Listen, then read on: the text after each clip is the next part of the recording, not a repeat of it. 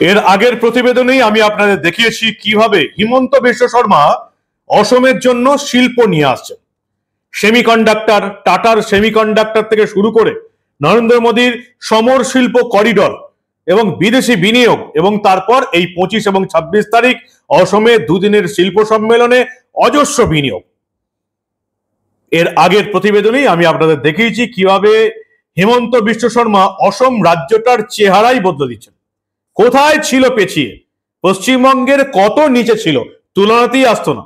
এখন আমরা পশ্চিমবঙ্গের মানুষ একেবারে সবার লিস্টের নিচে, খাদের কিনারায়, আর অসম, ওড়িশা এই রাজ্যগুলো কোথায় এগিয়ে যাচ্ছে।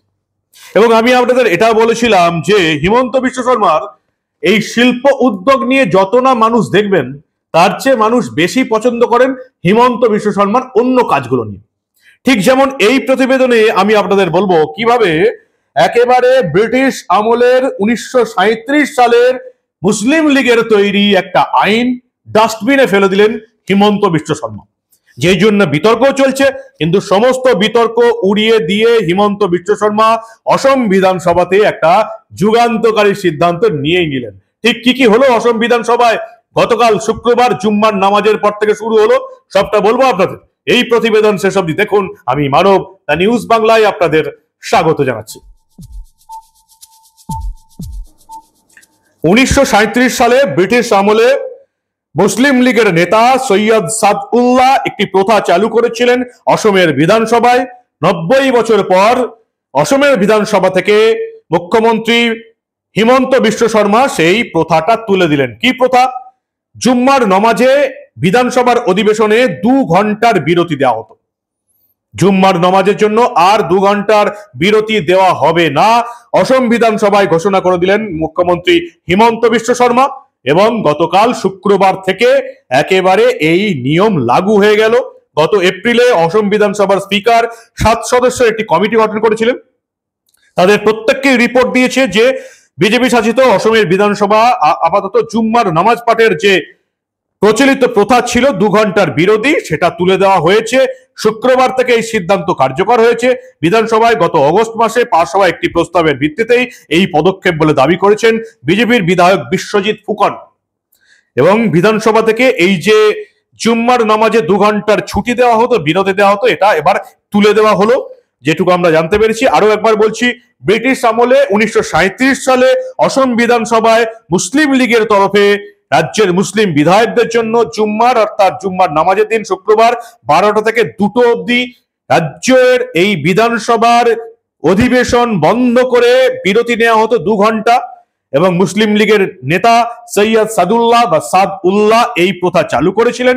এই প্রথা এবার তুলে দিলেন অসমের মুখ্যমন্ত্রী হিমন্ত বিশ্ব শর্মা। তিনি বলেছেন, একে তো এটা ব্রিটিশ আমলের ঔপনিবেশিকতার চিহ্ন, তারপরে এটা হচ্ছে তোষণের নিদর্শন, এবং তারপরে হচ্ছে বিধানসভায় বিধায়করা আসে, সেখানে 2 ঘন্টার ছুটি দিয়ে 2 ঘন্টার বিরতি দিয়ে যারা মানুষের জন্য কাজ করতে আসে তারা মানুষের কাজ করবে না ধর্মের জন্য, এটা হতেই পারে না। বিধানসভায় এই সমস্ত নিদর্শন থাকবে না, তুলে দেওয়া হয়েছে। এবং শুক্রবার থেকে এই 2 ঘন্টার বিরতি 90 বছর ধরে যেটা চলে এসছে সেটা তুলে দেওয়া হয়েছে। 7 সদস্যের কমিটি গঠন করা হয়। সেই কমিটি যে প্রস্তাব দিয়েছে সেই প্রস্তাব অনুসারে স্পিকার এই কাজটি করেছেন। এবং পরিষ্কার জানানো হয়েছে যে ভারতবর্ষের লোকসভা এবং রাজ্যসভা কোনো জায়গাতেই জুম্মার নামাজের সময় এই 2 ঘন্টার বিরতির নিয়ম নেই। তাই অসম রাজ্যেও এই নিয়ম গুরুত্বহীন। স্বাভাবিকভাবেই এই নিয়ম, এই 90 বছরের পুরনো নিয়ম তুলে দেওয়া নিয়ে বিতর্ক শুরু হয়েছে। এবং বিজেপি সরকার ক্ষমতায় আসার পর অভিন্ন দেওয়ানি বিধি লাগু করতে তৎপর হয়েছেন মুখ্যমন্ত্রী হিমন্ত বিশ্ব শর্মা। এবং শুধু তাই নয়, যে সমস্ত বেসরকারি মাদ্রাসা আছে অসমে, এখন অব্দি অফিসিয়ালি 3000 মাদ্রাসা ছিল, তার মধ্যে এই কয়েক বছরের মধ্যে 1000 বেসরকারি মাদ্রাসা বন্ধ করে দেওয়া হয়েছে। বাকি 2000-এর মধ্যেও 1200-কে ইংলিশ মিডিয়াম স্কুল করে দেওয়া হয়েছে। এবং পরিষ্কার ঘোষণা করা হয়েছে, সরকারিভাবে যেগুলো আছে, সরকারি নজরে যেগুলো আছে সেগুলোকেও নজর দেওয়া হবে, কিন্তু বেসরকারি মাদ্রাসা যেগুলো আছে সেগুলো পুরোপুরি বন্ধ করে দেওয়া হবে। কোনো বেসরকারি মাদ্রাসায়, কোনো খারিজি মাদ্রাসায় জঙ্গি তৈরির ট্রেনিং দেওয়া হবে না। 3000 বেসরকারি মাদ্রাসা ছিল, 1000 বন্ধ করে দেওয়া হয়েছে। বাকি 2000-এর মধ্যে 1200-কে ইংলিশ মিডিয়াম স্কুল বানিয়ে দেওয়া হয়েছে। বাকি আর ওই 800 মতো পড়ে আছে, সেগুলোর বিরুদ্ধে ব্যবস্থা নেবে হিমন্ত বিশ্ব শর্মা। উল্টো দিকে আমাদের এখানে কি দেখছেন? আমাদের এখানে দেখছেন যে সমস্ত খারিজি মাদ্রাসায় জঙ্গি তৈরির ট্রেনিং চলছে, সেই সমস্ত খারিজি মাদ্রাসা থেকে অসমের পুলিশ এসে এ রাজ্যে জঙ্গি ধরে নিয়ে যাচ্ছে, জম্মু কাশ্মীরের পুলিশ এসে মাদ্রাসা থেকে জঙ্গি ধরে নিয়ে যাচ্ছে। তারপরেও মমতা বন্দ্যোপাধ্যায়ের সরকার এবারের বাজেটে 600 মাদ্রাসাকে সরকারি করার সিদ্ধান্ত নিয়েছে। এটাই হচ্ছে তোষণ নীতি আর রাজ্য প্রশাসন চালানোর তফাৎ। এটাই হচ্ছে মমতা বন্দ্যোপাধ্যায় এবং হিমন্ত বিশ্ব শর্মার তফাৎ। এবার বাংলার মানুষকে বেছে নিতে হবে যে তারা কোন পথে যাবে। হিমন্ত বিশ্ব শর্মার মতন পুরো শিল্প এনে রাজ্যকে পরিবর্তন করবে, তোষণ নীতি কমিয়ে দেবে, নাকি মমতা বন্দ্যোপাধ্যায়ের মতন একেবারে শিল্প সংস্কৃতি শেষ করে রাজ্যতে অনুপ্রবেশকারী ঢুকিয়ে, তোষণ নীতি ঢুকিয়ে পশ্চিমবঙ্গের ডেমোগ্রাফি চেঞ্জ করে দেবে? কি হবে, কি সিদ্ধান্ত হবে, সেটা আপনাদেরকে 2026-এর ভোটে ঠিক করতে হবে। 2011-তে পরিবর্তন আনা হয়েছিল, একবার আমরা পরিবর্তন এনেছিলাম। 2026-এর পরিবর্তন অত্যন্ত দরকার, না হলে এই পশ্চিমবঙ্গ একেবারে শেষ হয়ে যাবে। এই হচ্ছে অসম এবং পশ্চিমবঙ্গের তফাৎ। কি বলবেন আপনারা? আপনাদের মূল্যবান এবং গুরুত্বপূর্ণ মতামত জানান দা নিউজ বাংলার কমেন্ট সেকশনে। দেখতে থাকুন দা নিউজ বাংলা।